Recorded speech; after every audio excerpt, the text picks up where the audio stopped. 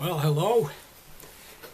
It's Fred Weems here, and tonight is March 11th of 2020, and I thought I would give an off-the-talk, see I messed that up, an off-the-cuff talk on a book I've just read. I just want to see if I can do this.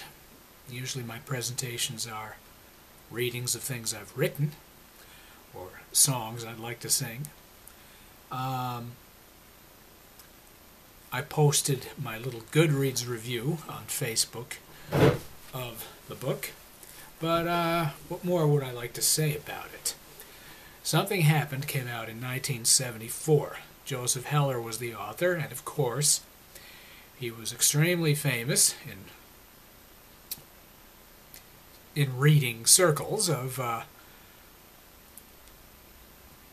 not being articulate. He was known for his novel Catch-22. In my day, I went to high school graduated in 78. So in my day, Catch-22 was typically assigned reading in high schools, particularly my high school. We read lots of hip books. I didn't read Catch-22 until about 3 months ago, but I was well aware of it. People read me parts of it because they thought it was great. They'd say, hey, listen to this. My big hero at the time was Kurt Vonnegut. My brother Bob got me reading him after he read the collection Welcome to the Monkey House and Cat's Cradle. So I borrowed Bob's copy of Cat's Cradle when I was about 12, in 7th grade, and really loved the style. In any case, in 1974, the New York Times ran a front page of the book review. Every Sunday the Times ran something called the New York Times Book Review. They still do. I haven't seen it in years because I just don't manage to wake up in time to read the paper. It may be a bad reflection on me. Vonnegut had a front page of the Times Book Review of his friend Joseph Heller's book, Something Happened. That review stuck with me for decades. I read it when I was 14, the review, and thought that the parts Vonnegut quoted sounded brilliant. One of the quotes was a passage which I just ran across in reading Something Happened, to the effect that, he spent much of his life curled up in the fetal position when he slept, but now in middle age he was stretched out with his hands on his chest as if he were ready for his coffin. That really stuck with me.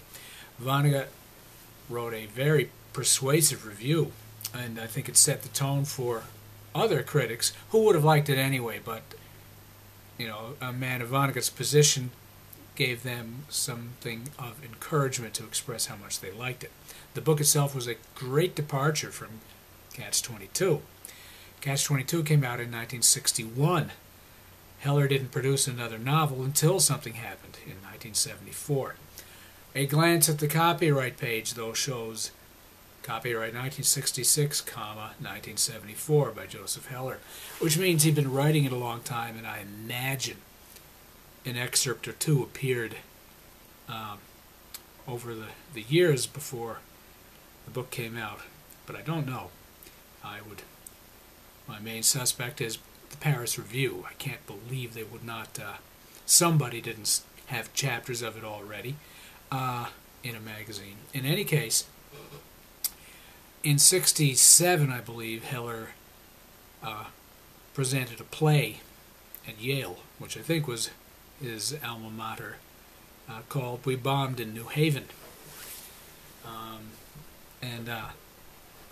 read that between Catch-22 and Something Happened.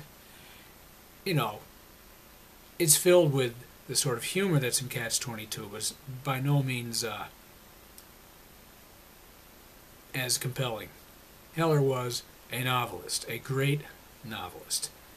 This sort of one-off play, which I don't think was presented many places, was interesting and amusing, and it had its political point, a very overt political point about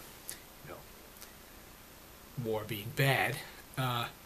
This is not to put Heller down, but it was not what he was really focusing on at the time. What he focused on was this grim study, worthy of Eugene O'Neill, of a man second-guessing himself at every turn, examining his past, projecting about his future, and not knowing what the hell he's supposed to do, what he has done, what he's going to do. And it is grim. There are moments of sardonic humor, but he really keeps those few and far between.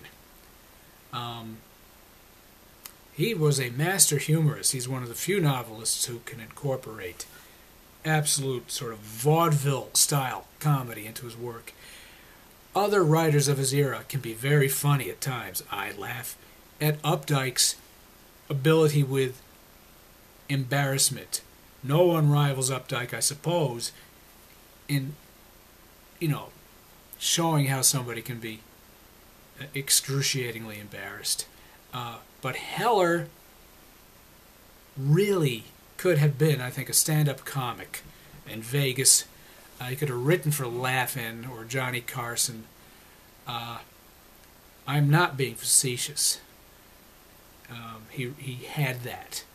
And he uses it to great effect in Catch-22. And I think a lot of people read that and don't notice how heavy the serious parts are. Even though the comedy itself has serious overtones, it creates a slant that became a staple in the 60s of almost all comedy. With Something Happened, though, he comes totally into his own as an artist.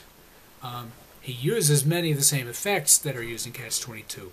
One of his effects is a scene will be described and suddenly an image will come out of nowhere having apparently nothing to do with that. And he doesn't explain it. He does it in Good as Gold, too, 3/4 of the way through the book. Suddenly this third-person narration has a paragraph in which the author himself talks about what he was planning to do with his book and how he's changed his mind about certain things. And then it just goes on to third-person narrative, and it never returns to the breaking of the fourth wall.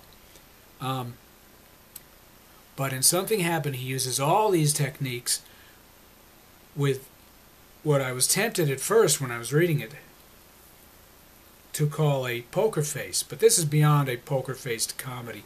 This is not even ironic humor. This is a description of hell. And it is very somber. And there are literally maybe 5 fairly comic paragraphs. But he does not run with it at all. He won't do it. It is proof to me that this is not merely a humorist who can effectively do serious work. This was a very, very deeply serious writer who I think caused his readership to think humor was going to be his means of expression. And Something Happened, he proves that humor doesn't suit this particular character. And so for 566 pages, you have a man who is telling you his woes, and it is bleak.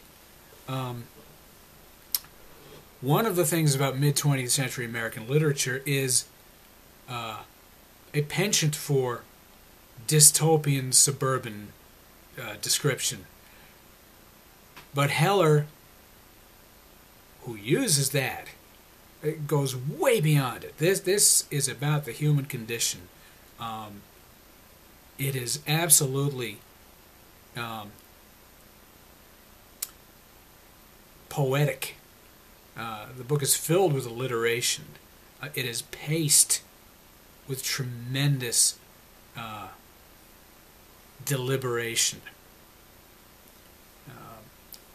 If Molly Bloom's soliloquy is a masterpiece of a description of somebody's mind, this whole book is a male version of that. It puts Heller actually on a par with the 3 or 4 greatest writers in American history. He's right up there with Eugene O'Neill, Herman Melville, and, certainly anybody writing at the time he wrote would have touched on many of the themes in this book, but he goes all the way with it. There is a novel that tries this same sort of thing in the postmodern era, which is extremely grim and masterful, called The Pale King, David Foster Wallace's final novel. But what Heller does is he captures, of course, his own generation, and it is a generation of tremendous achievement and great darkness and tragedy.